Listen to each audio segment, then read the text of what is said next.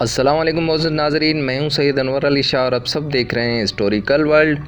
دوستو، آج سے ایک بابرکت اور رحمتوں بھرا مہینہ رمضان المبارک شروع ہو چکا ہے، جسے ہجری سال کے سبھی مہینوں پر فضیلت حاصل ہے، کیونکہ اس ماہ بابرکت میں قرآن کریم نازل ہوا اور اس ماہ مبارک کے روزے ہم پر فرض کیے گئے۔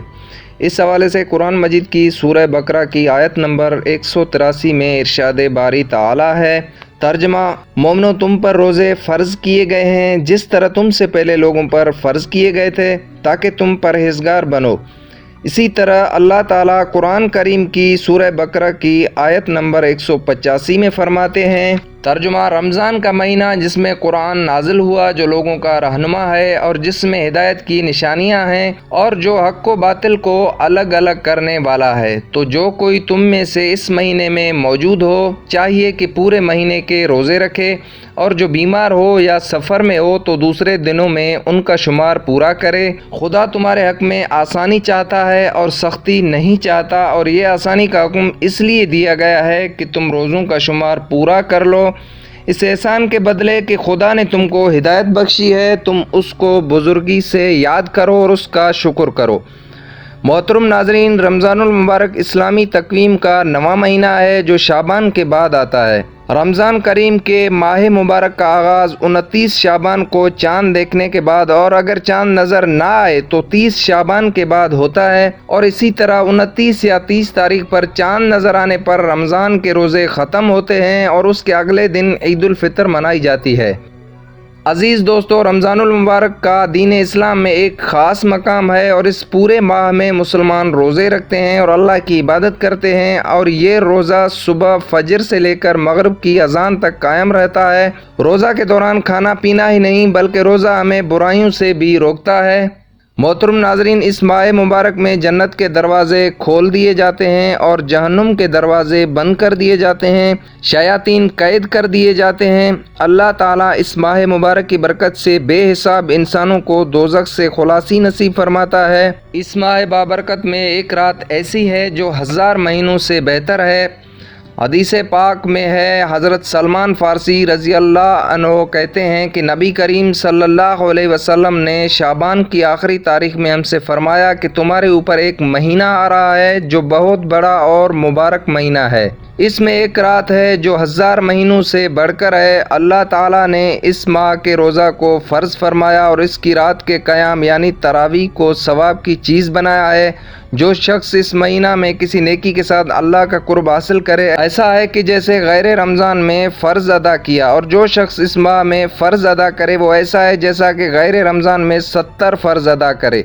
یہ مہینہ صبر کا مہینہ ہے اور صبر کا بدلہ جنت ہے، اور یہ مہینہ لوگوں کے ساتھ غمخواری کرنے کا ہے۔ اس مہینہ میں مومن کا رزق بڑھا دیا جاتا ہے، اور جو شخص کسی روزہ دار کا روزہ افطار کرائے اس کے لیے گناہوں کے معاف ہونے اور آگ سے خلاصی کا سبب ہوگا، اور روزہ دار کے ثواب کی مانند اس کو ثواب ہوگا، مگر اس روزہ دار کے ثواب سے کچھ کم نہیں کیا جائے گا۔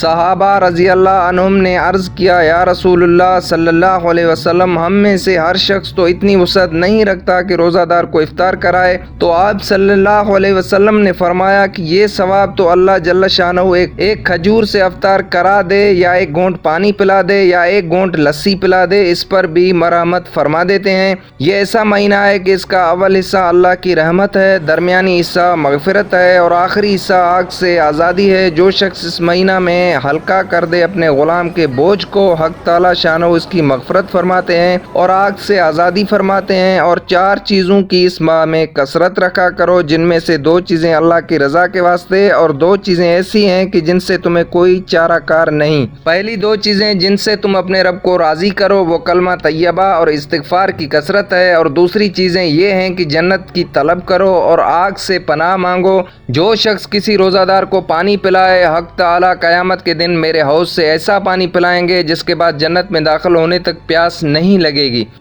ناظرین کرام، قرآن پاک پہلی مرتبہ رمضان المبارک کے مہینہ کی شب قدر میں لوح محفوظ سے آسمان دنیا پر مکمل نازل کر دیا گیا، اور اسے آسمان دنیا کے بیت العزت میں رکھ دیا گیا۔ پھر جبریل وہاں سے اوامر و نواہی اور قرآنی احکامات کو تھوڑا تھوڑا بشکل وحی نازل کرتے، اور اس طرح قرآن کریم 23 سال کی مدت میں مکمل نازل ہو گیا۔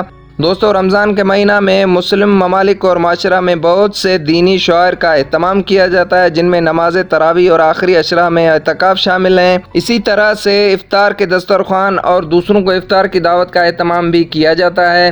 دوستو زمانہ جاہلیت میں مکہ میں قحط سالی سے بچنے اور گناہوں سے کفارہ کے لیے 10ویں محرم کو روزہ رکھا جاتا تھا۔ ناظرین کرام، رمضان المبارک کی خصوصی عبادات میں نماز تراویح بھی شامل ہے۔ یہ ماہ رمضان میں پڑھی جانے والی خاص نماز ہے جسے مسلمان بطور نفل اور سنت ادا کرتے ہیں۔ اس کا وقت نماز عشاء کے بعد شروع ہوتا ہے۔ اس نماز خاص کو 2 رکعت سلام پھیر کر اور با جماعت پڑھ کے مکمل کیا جاتا ہے۔ تراویح کی نماز میں قرآن کریم مکمل پڑھنے اور سننے کو اہمیت دی جاتی ہے۔ عزیز دوستو، حضور پاک صلی اللہ علیہ وسلم سے یہ نماز مستقل ثابت نہیں ہے، البتہ 3 دن آپ نے اس کا اہتمام کیا تھا، پھر لوگوں کو الگ الگ پڑھنے کا حکم دیا تھا، مبادا فرض نہ ہو جائے۔ پھر خلیفہ راشد دوم حضرت عمر بن خطاب نے اپنے عہد خلافت میں لوگوں کو جماعت پر جمع کیا۔ عزیز دوستو، رمضان المبارک میں اللہ تعالیٰ نے ہمیں ایک عظیم اور قدر و منزلت والی رات عطا کی ہے۔ یہ رات مسلمانوں میں پورے سال کی مقدس رات مانی جاتی ہے۔ اس رات کے حوالے سے قرآن کریم میں ایک سورہ بھی موجود ہے۔ اللہ تعالیٰ سورہ قدر میں فرماتے ہیں، شب قدر 1000 مہینوں سے بہتر ہے۔ دوستو یہ رات متعینہ طور پر تو نامعلوم اور غیر متعین ہے، لیکن اس کا عمومی اطلاق رمضان کے آخری عشرے کی طاق راتوں میں ہوتا ہے۔ دوستو اللہ تعالیٰ سے دعا ہے کہ وہ ہمیں اس ماہ مبارک میں زیادہ سے زیادہ عبادات کرنے کی اور پورے ماہ رمضان کے روزے رکھنے کی توفیق عطا فرمائے، اور جانے انجانے میں کیے گئے ہمارے گناہوں کو معاف فرمائے اور ہمیں اپنے نیک بندوں میں شامل کرے۔ آمین یا رب العالمین۔